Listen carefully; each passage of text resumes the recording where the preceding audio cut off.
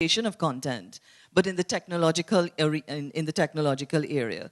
So that everybody talks about we must be on Facebook because we're all on Facebook. But are we supporting Caribbean Access, Caribbean this, Caribbean that? In other words, innovators who would be just like those guys who did Last FM, or the social network film is now out and everybody's going to go wow about this young guy who created Facebook out of his bedroom or wherever he did. But we're not encouraging our young innovators or older innovators in that way, so that even though we're talking about content, we're still talking about relying on other people's models of distribution and portals and access point to get our content out. So, you know, we're going to have to continue to beat to their drum, but that's a completely different discussion. But it is what it is. So we're talking about these fastest growing parts of the content sector globally and these tools. So in order for us to succeed in taking advantage of some of these new opportunities to improve creation and distribution of our rich Caribbean content in our hemisphere and worldwide, we have to address urgently some of these barriers that inhibit the wider distribution of local content online, and that's e-content. And now we can catch up with e-content yet, and we have m-content. Mobile content is with us. And we still have not even yet devised the enabling and regulatory environment and framework. And we're talking about a knowledge economy. So this is for the policy people in the audience. Easy platform access and secure distribution of online content remain a crucial challenge. I see, you know, my good friend converted to the creative industries, Mr. Ramkisoon, sitting in the audience. Because if the truth be known, as just a little anecdotal thing, he was eaten raw alive at a workshop we had in 2004 with a set of creative people who was telling him about, well, how the banks are just backward, and they still are in many respects. But the idea of doing an online transaction, if you talk to anybody who has an e-commerce site, we have to go through PayPal, which is you have to send, first of all, the platforms. If you know about telephone calls, you can get free calls or cheap calls to the US and Canada and Europe on the weekends, but you don't have that concessionary rate in terms of talking with the Caribbean, because our traffic is routed through North America, then comes back down to us. That's just the way the infrastructure is. And it's the same way with the payment system parallels that. In other words, we need a conversation with these banks who will say something else, maybe privacy issues and the rest of it, legislation. But if you want to encourage e-commerce online, whether it's Tanti Merle selling Benny balls or whatever it is, and good porn on a good little portal, can't happen because the payment system has to go out of the region. I think Scotia and maybe First Caribbean are introducing some things now. That's a crucial issue because we're talking about commerce, the intersection between cultural and creative activity and enterprise and technology. And this is a real issue. So issues of safe distribution and monetizing of content. Strengthening our telecommunications and communication sectors is not only desirable, but necessary to monetize our strong creative assets and build the knowledge or the creative economy. And in fact, this is the opportunity for traditionally separate industries like the TSTTs of the Caribbean and like the ICE records of Eddie Grant and Kenny Phillips, and that's just music, and Diane Hunt at fashion, and Caribbean Newsroom with audiovisual content, to work together to their joint mutual benefit. This will require consultation and dialogue with all of the key actors.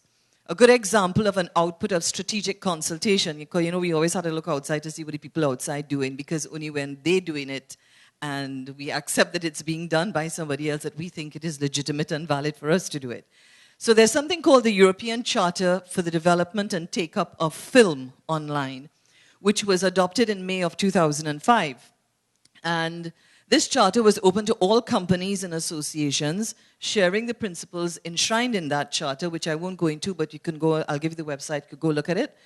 And it was seen as an option and reference for the emerging business model of content distribution online.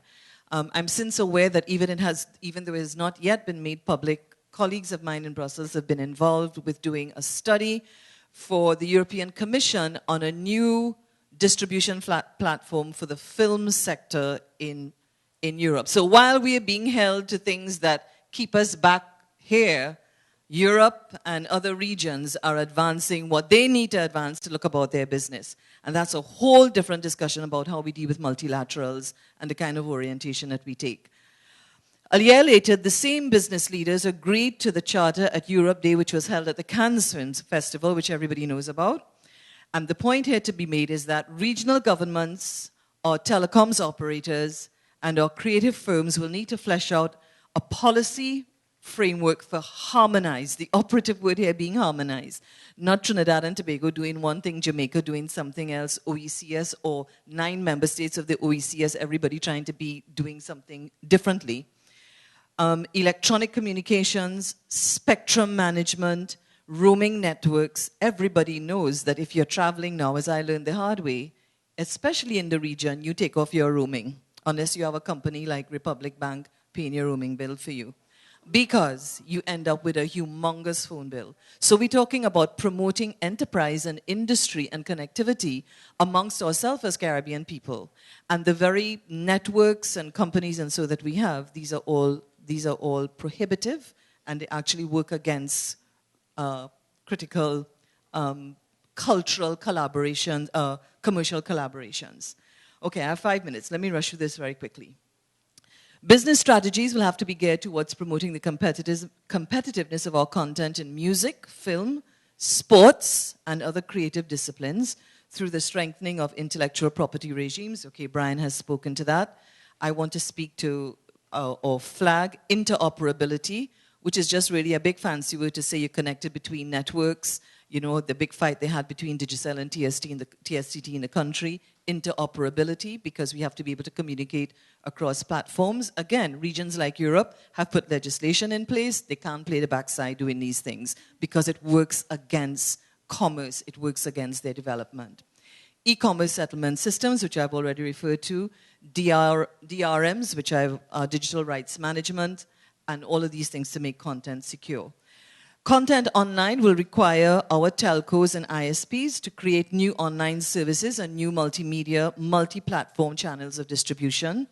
There is no doubt that many technological tools, some of them are not yet unveiled, we'll probably see it on Click, BBC tomorrow or maybe next week, represent a force for change and an opportunity to level the playing field for the creatives, meaning the people who are creating and innovating, as well as the telecommunications and internet service providers that exist. The reality, however, is that even in this new virtual world, the big guys continue to flex their technological and financial muscles. They're off the mark, they continue to invest in and buy out pioneering internet companies. Those of you who are real techie people know the big thing that's going on with Google and launching Chrome and all of these things. It's a whole different ball game out there that we are not even yet in the conversation, but we're talking about leveraging technology to our benefit. So as with traditional media, these companies, many of them, as I said, who are transglobals, have invested heavily in the internet and own many of these distribution portals upon which we are reliant.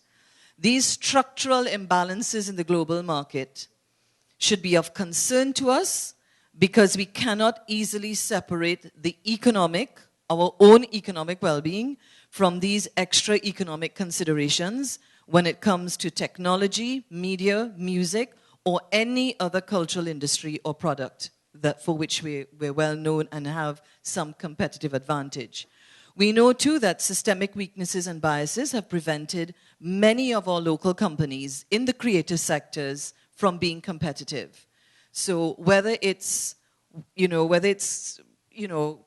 Tunes, which launched a couple years ago, 2 or 3 years ago, which is an online platform for the distribution of local music, whether it's Eddie Grant and Ice Records and Ice Publishing in Barbados, in which companies that are investing in artists or content, they're struggling. They're really, really struggling to stay in the game. While we're talking about here, we have all this creativity. So we're going to need these strategic alliances and partnerships between the public and private sector, and between some of the big guns in the private sector, the banking institutions, the telcos, etc., to actually build out our catalogs and build out our IP assets for new business opportunities. We can't really go it alone. In the long term, as all forms of content become available over all infrastructures, this seems to be the moment to prepare ourselves for the convergence of content as well as the technical convergence of infrastructure. So it's not just that a book is no longer not just a hard copy, but that you could read it on your iTablet, or you can download it at Amazon or any other site. There's a convergence of infrastructure, and this is really a discussion where our captains of industry or investment people or technical planners, we really need this kind of highbrow, if you like, discussion to take place. This cannot be driven by the artistic community, and it's wrong to consider that that is where this evangelizing and policy articulation and insight is going to come from. It's putting them at a disadvantage.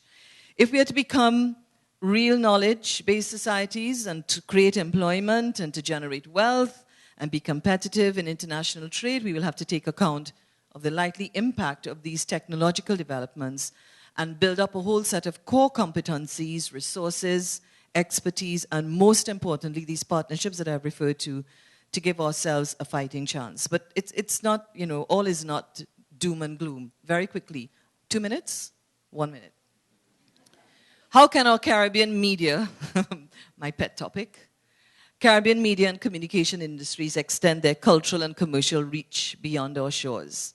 After all, I don't know if they've realized it, meaning the big behemoths that we have in media, but our Caribbean media and communications industries are part of the largest, fastest growing, fastest converging industry, not only of the present, but of all times. Media communication forms the third component of what has been described of the multi-billion-dollar triad of information, technology, and telecommunications, which is the hub now of world trade. It's not just driving cultural goods and services. There are a number of developments and initiatives that provide a very fertile environment for partnerships between the telcos like TSTT and Flow and Digicel and others, you know, and for new and emerging smaller players and creative enterprises. For example, all around the region, we have hundreds of micro and small enterprises in music, video production, graphic design, news, fashion, film, and other creative sectors. The vast majority are equipped with at least a state-of-the-art computer, and some of them with even more state-of-the-art digital facilities, or if not, they have access to them. So as the internet and ICTs continue to provide new means of access to creative products and services, entertainment business operators must now also develop new business models to be competitive. We have to be building some consensus about the way forward.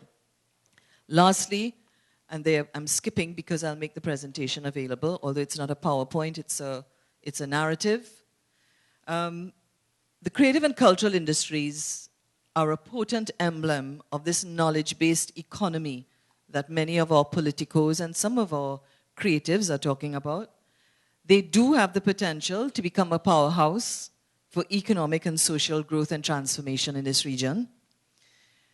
In the globalized age, or in this globalized age in which we live and which we have to play, the Caribbean has to capitalize on its creative talent and skills to create value and new opportunities. I'm not going to create the statistics anymore because they've already been referred to. So the message today, therefore, is that we need to position ourselves to be at the leading edge of the new knowledge-based economy by loving first, nurturing second, harnessing third, our individual creative activity.